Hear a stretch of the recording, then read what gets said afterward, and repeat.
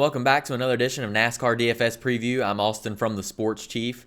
So we're heading out west to Fontana, California. Last week, of course, was Las Vegas Motor Speedway. And just to touch off on how our lineup did and performed last week, we were in the money pretty firmly until that caution came out with 6 to go and caused mayhem. So we had Bowman in our lineup. He was going to the front. We had like Reddick and Nemechek who were 12th and 13th, and my other guys were all inside 13th. And then, that caution came out. Byron was up there. Anyway, we didn't come out with a small victory. We did, but not what we were looking for. We were looking to hit it pretty big there, but it's not going to get us down. We're heading into the Auto Club Speedway for the Auto Club 400. This track is a 2-mile track, and it really eats away at the tires. So I know they approved a lot of tires for this week. I think it was something I thought I heard on the radio, like 13 sets. That sounds insanely high, but hey, that's what I heard on Sirius XM anyway. But so it's going to be interesting to see that. With the Xfinity race, Harrison Burton came away with the win. We also played a lineup with that too. I had B. Jones and a lot of my stuff, and he dominated pretty much the whole race, and had a little mishap there at the end with some rough racing. But anyway, so we're heading in for the Cup race. Something to look at, of course, is speed fall off, tire fall off in practice. It's very important to look at that because this is a track that is so big. That track position is very major, and it's going to be difficult to pass, but it is a multi-lane track where you can run the high lane, you can run middle, you can run low. There are advantages to all that. Depending on how your car's set up, you may find some speed in other places where, other tracks you may not be able to do that. Historically, you're looking at like Jimmy Johnson is won, I think, like 6 races. Here, his average finish is 7th, 7 point something. So he qualified second, I believe. Clint Boyer got the pole. I think Clint, that's his 4th pole.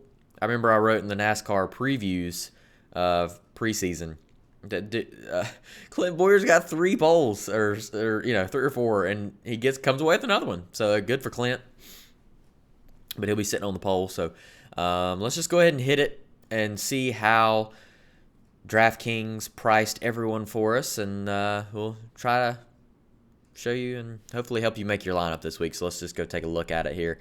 Obviously, Brad's not the most expensive guy, but Kevin Harvick is the most expensive driver, starting in 5th place at 11.6.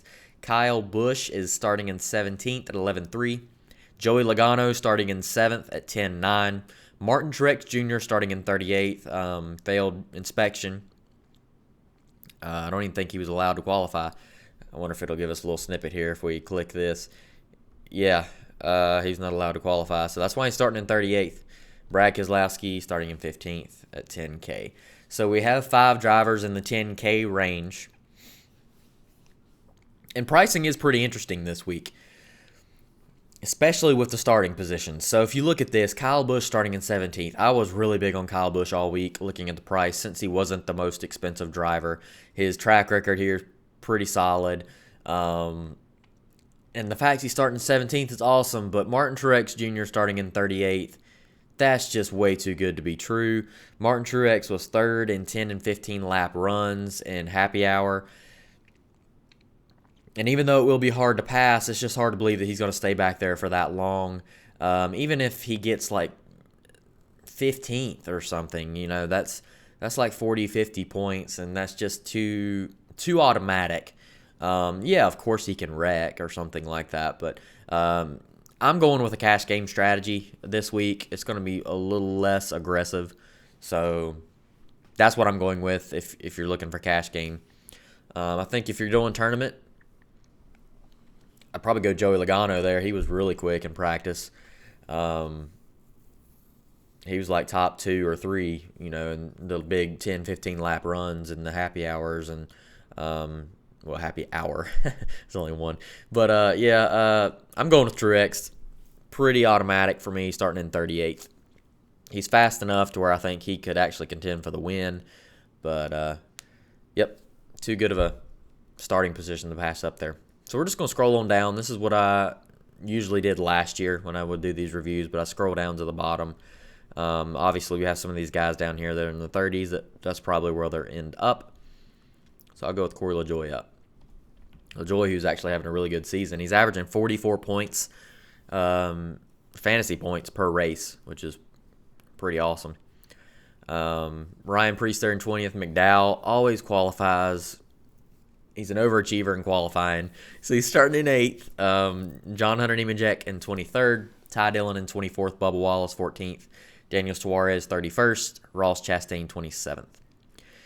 So, my initial thinking, man, that Castrol car looks pretty sweet. No, I'm just joking. Chastain was like top 15 in top end speed. He was a little slower on the long run area, but I think a top 20 is a pretty good bet for Ross. So I'm going to go with Ross Chastain this week. I thought I really debated on it last at Las Vegas because he was pretty quick, but going with him this week just to get a little price cushion there. Scrolling on up here, you have like Tyler Reddick in 19th, Cole Custer 18th, of course, Christopher Bell 22nd. Busher qualified pretty well at 11th. Austin Dillon in 25th, which I think Dillon will be highly owned. Dillon is actually really good at this track. His average finish is like 10th. So if he could get 10th, that's 15 spots plus the 30-some-odd points that you get for finishing 10th. So, that's pretty good.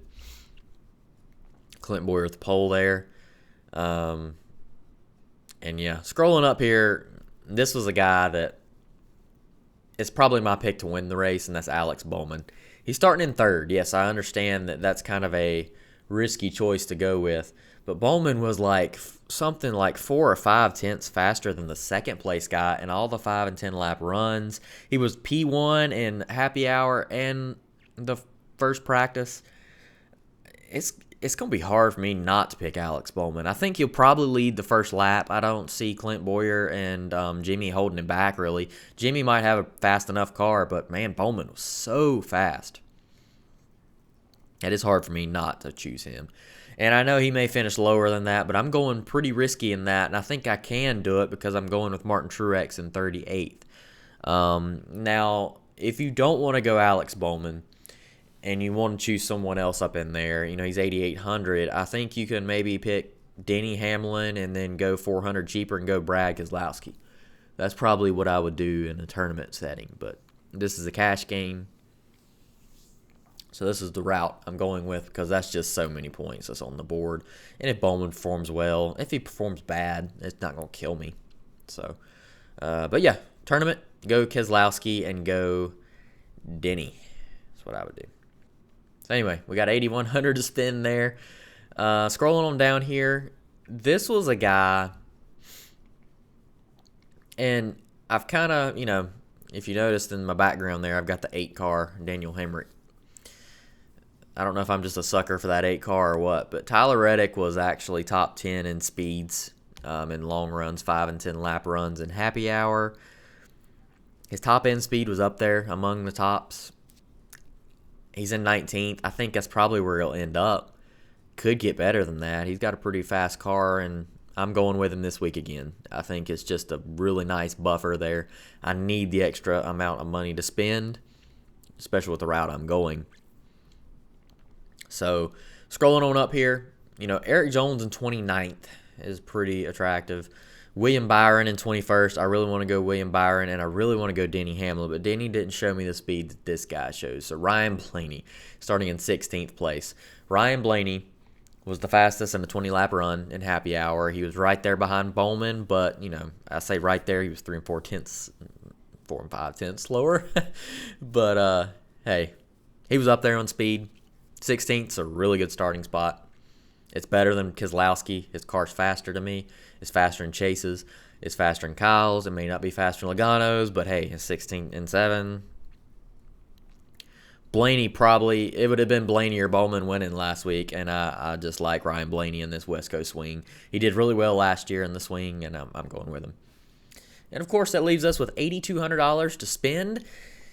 Therefore, I am going with Eric Jones. I can't think any harder about that one because the only other option I would even consider would be Austin Dillon in 25th. That's leaving $800 on the table. And if I can get Eric Jones at 4 spots behind, and even their speeds were pretty identical, so they'll probably be, okay, realistically, top 20, I would say. And I'm going with that Joe Gibbs horsepower, hoping it pulls through for me, thinking it might be a little faster than Richard Childress' speed, even though I did pick Tyler Reddick. But Tyler Reddick is more of a buffer because if you look at this, if you X out Tyler Reddick, you're looking at Suarez, 31st. Man, Suarez could end up in 31st. Bubba Wallace in 14th. I don't think Bubba's faster than Reddick. Ty Dillon and Joe Nemechek. Wow, sorry about that. John Hunter Nemechek in 23rd. I don't think they're faster than Tyler Reddick. Reddick was actually up there top 10 in speed. So going with the speed factor and the simple fact that I've got Truex as a cushion and I've got Eric Jones as a cushion. Therefore, I can kind of be aggressive a little bit and still kind of save myself with picking,